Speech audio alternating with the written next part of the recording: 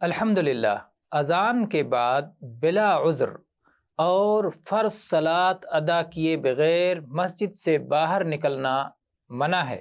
اس سلسلے میں ابو شعثہ کی روایت ہے، کہتے ہیں کننا قعودا مع ابی ہریرہ رضی اللہ عنہ فی المسجد فأذن المؤذن فقام رجل من المسجد يمشي فأتبعه ابو ہریرہ بصرہ حتى خرج من المسجد فقال ابو ہریرہ رضی اللہ عنہ اما هذا فقد عصى ابا القاسم صلی اللہ علیہ وآلہ وسلم۔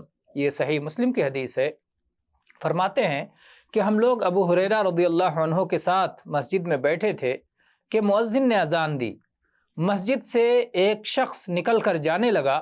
ابو ہریرہ رضی اللہ عنہ اس شخص کو غور سے دیکھتے رہے یہاں تک کہ مسجد سے باہر نکل گیا، تو آپ نے فرمایا کہ اس شخص نے ابو القاسم یعنی اللہ کے رسول محمد صلی اللہ علیہ وسلم کی نافرمانی کی ہے۔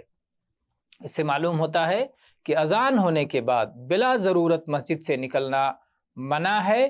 ہاں، اگر وضو وغیرہ کی ضرورت ہو تو یہ ممانعت میں داخل نہیں ہے۔ واللہ اعلم والحمد للہ رب العالمین۔